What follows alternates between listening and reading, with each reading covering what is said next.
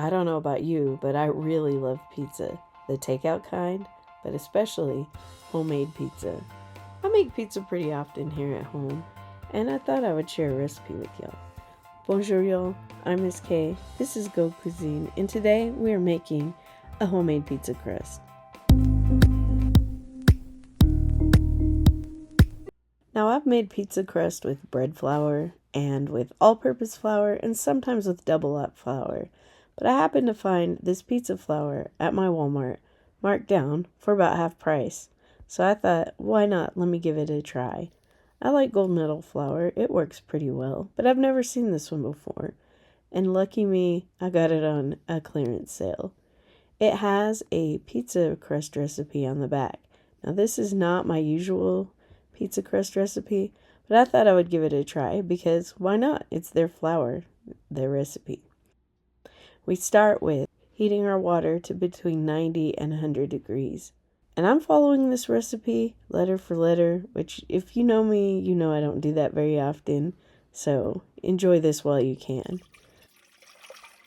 I need a cup and a half or 315 grams of water. That was that 90 degree, well, I guess mine was 105 degree water. And I'm doing weight measurements, and they add their yeast directly to the water. I never do this. I usually just add the yeast to the flour, but again, I'm following the directions. And they say to mix it, so I'm doing that. Make sure it all gets dissolved.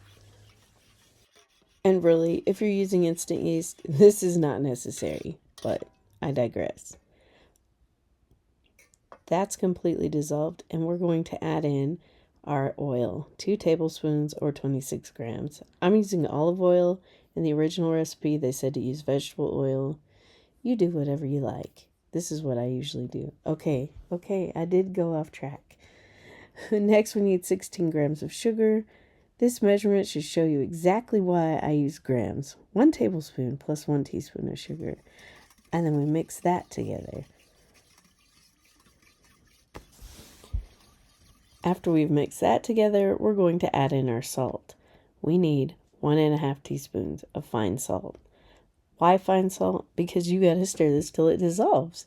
So, if you'd like to use a kosher salt, go ahead. And then after we get that mixed in, we're going to add in half the flour. Now the total flour that we're going to add is 540 grams, so I need 270 grams. You can measure all your flour out and then eyeball what half of it is and dump it in. I just didn't do that, but you need 4.5 cups total. And then you're going to put half of it in first and stir it together. Once everything's completely hydrated, we're going to go back in and add in the rest of our flour and continue to mix it.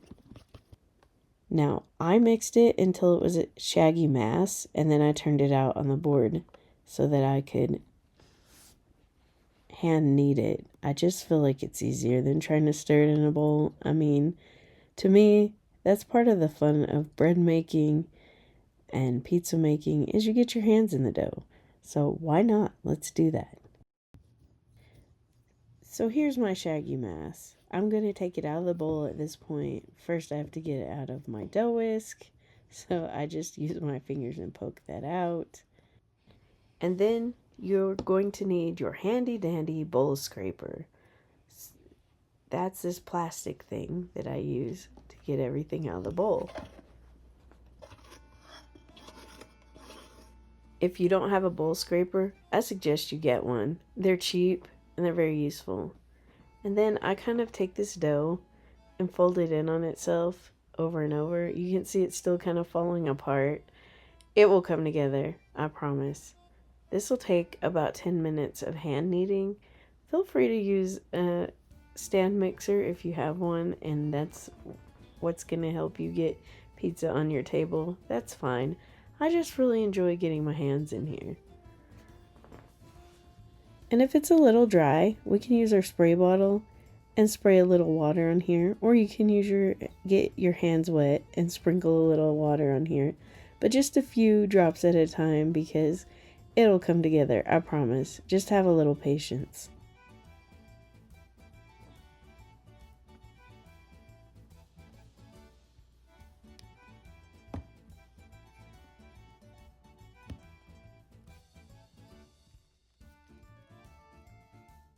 We're almost there, but we want a smooth ball. So just keep folding it in and pushing. Fold, push, fold, push. Just keep going through this motion. You can pull it toward you. I know it's kind of tiring for our arms, but think about the delicious pizza you'll soon be eating. You know, one of the reasons I wanted to make YouTube videos is because people are always commenting about how they don't have time to cook, and they want to know how I have time to make dinner. I enjoy it. I just make time to do it. Maybe I'm not going to do this all on one night. Maybe I'll make the dough one day and then I'll bake the pizza the next. And that way you can do this on a weeknight. You just have to do a little bit of planning and love eating good food and love feeding your family. And that's just something that really gives me pleasure. So that's why I make time for this. You can see my dough starting to get really elastic.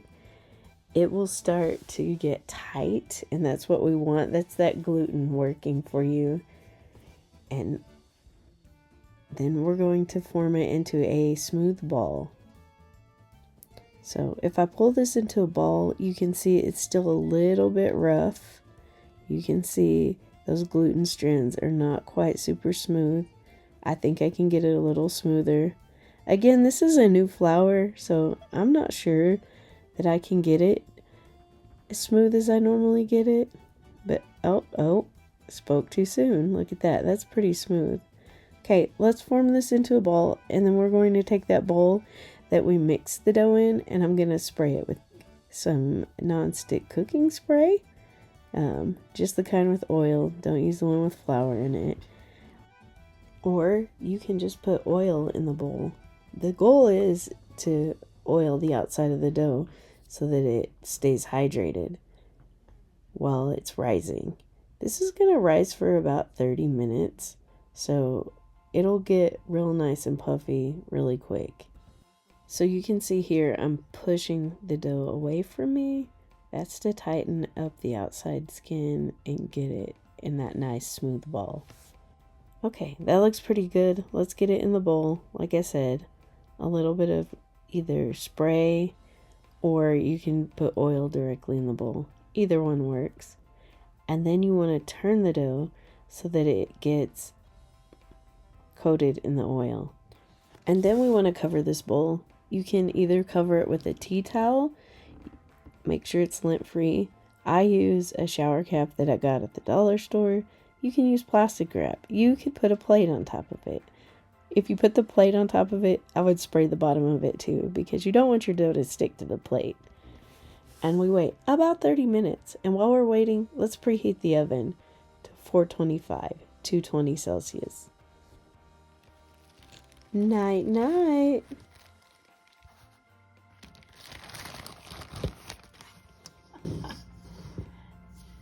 That's pretty. I also made some cookies. I'll give you a link to that video. Those are tasty. I'm going to divide it in half. Make 2 pizzas.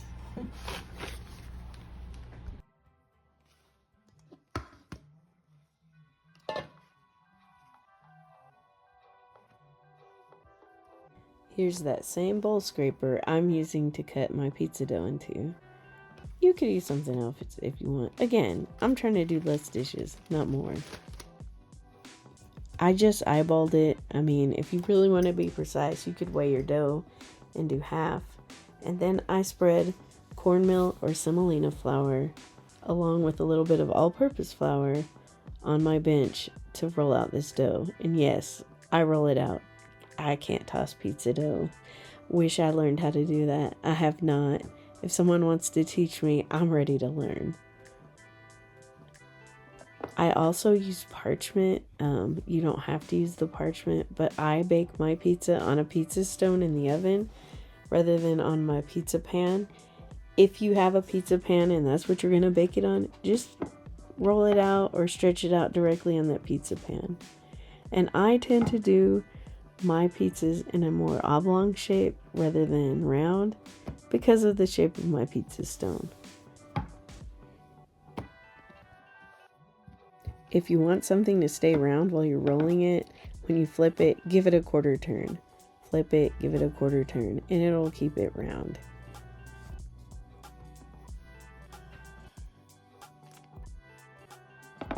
This dough is pretty elastic. I really like how it feels.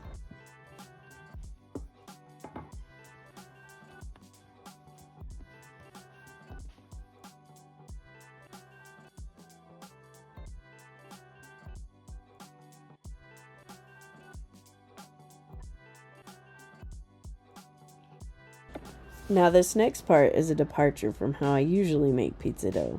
It asks you to dock the dough, aka poke it with a fork all over, and then pre-bake it for 8 to 10 minutes. So we're going to do that.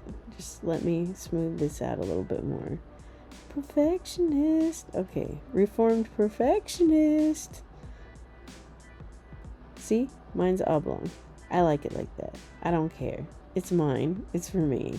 Maybe I'm thinking about that nostalgic cafeteria pizza that was rectangle that everybody raves about. Actually, I was never into that. Alright, I've slid my pizza pill under here, and I'm sorry to shake up your world, but I gotta stab this dough. And while this one bakes, I'm going to cover up the other one so that it doesn't dry out in the meantime. Just let them rest there on the bench. And then I'll finish rolling it out, put it on its own parchment, and slide it in the oven. Again, I'm using a pizza stone. That's why I am doing them one at a time. You can certainly put them in the oven together. If you want to get something you rolled out onto your parchment, I just fold it in half. Just make sure it's not a very sticky dough, and it works just fine. Or you can drape it over your rolling pin and drop it on there. And then just give it another little roll with dock the dough. Okay, now that my pizzas are ready, I'm going to start adding toppings. I just use canned pizza sauce. You can make your own pizza sauce if you want to. To me, I can't tell the difference, so this is a corner I'm willing to cut. I've tried a bunch of different brands. Some are better than others, but I look for one with the fewest amount of ingredients, and that's it. And then, you control the sauce because it's your pizza. And then you want to add whatever toppings you want. Now, I worked at a pizza place once, and we had the no topping zone. The no topping zone, if you picture where you cut your pizza, where the corners of all your pieces meet, that was our no topping zone. I kind of don't follow that at home because, again, just kind of do what I want. But if you want to cut nice, neat slices, don't put anything in the very center of the dough because it's going to get cut with your pizza cutter. On this first one, I'm doing vegetables, so I have onion, I have some bell pepper, I'm adding a little extra oregano, and I'm gonna do mushrooms.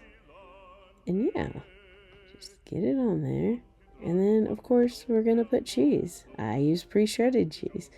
You can shred your own cheese if you want to. And then I decided that wasn't enough because I decided to put pepperoni on this as well. Pepperoni is by far my favorite pizza topping. What's your favorite pizza topping? Tell me in the comments while I get this in the oven. The second time your pizzas are in the oven will be about 10 to 15 more minutes, depending on how long it takes the crust to get golden.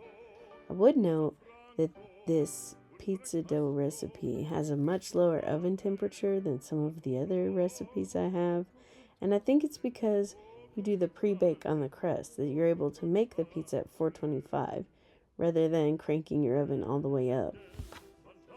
Look at the bubble on this one.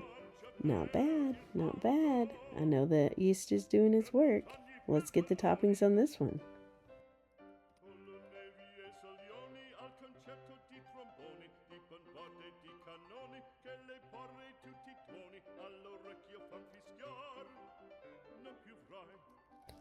This one is going to be pepperoni, onion, and mushroom.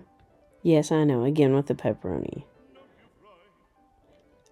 When I worked at the pizza place, poking the dough in the oven with this big fork was always great fun. If it got a giant bubble, we had this long fork we stuck in there and poked the bubble so that you didn't have a giant bubble in the middle of your pizza because people complained about it.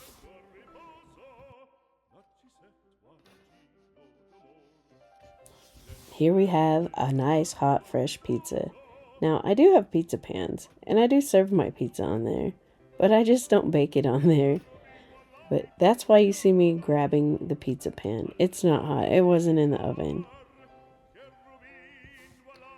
Look at this delicious cheesy goodness. The pan's not hot, but the pizza is. Oof. Let me cut that again. Get all the way down to the bottom.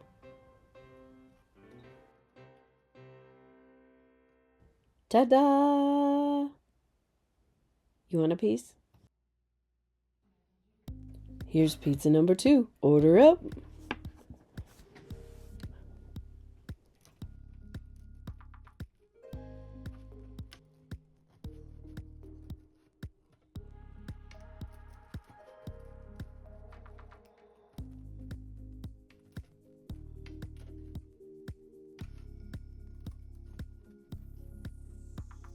I'm glad you stuck around to the end of the video, and I hope you'll join us on the next video and tell me what you think in the comments. If this video is helpful, share it with a friend, join us on our Facebook group, and I'll see you in the next video.